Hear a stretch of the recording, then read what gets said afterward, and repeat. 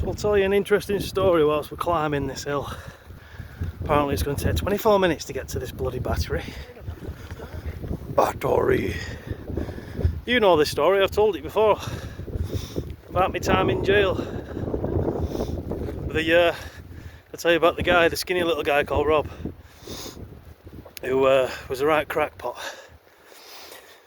And what used to happen is, he used to have there were three, because there were three wings, there were three sets of showers.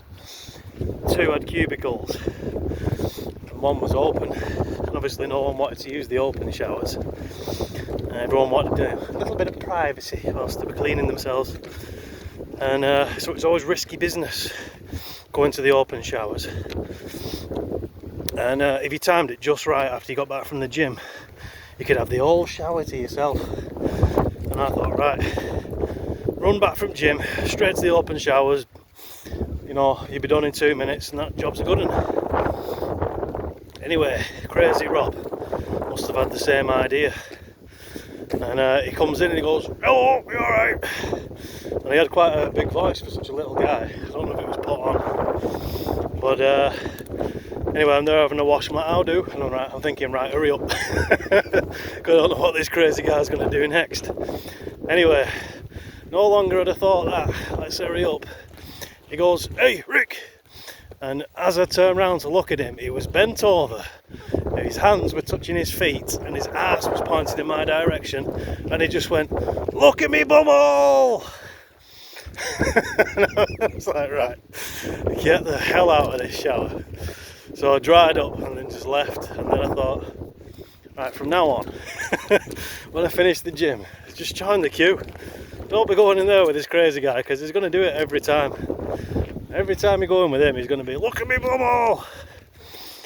And yeah, it's quite funny. I guess you had to be there. But it's one of them images that once it's burnt into your mind, you can't unsee it. It's just there. Nightmares in your dreams, waking up in cold sweats.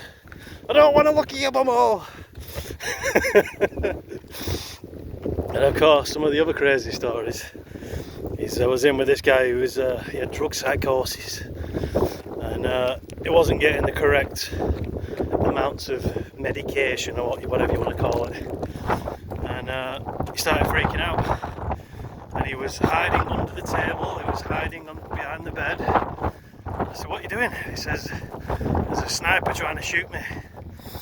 I went, "Alright." I says, "Well, is the bullet going to travel over the bloody 40-foot wall, curl round about 5 buildings, magically find its way through the window, avoiding all the bars, and then hit you straight in the temple?"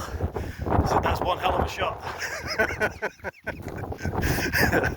But he's like, "Oh no, you don't understand. There's people on the outside looking for me." I said, "Yeah, they're behind a massive wall." So yeah, he was an interesting character, trying to calm him down with his irrational fear of being shot through the window. Anyway,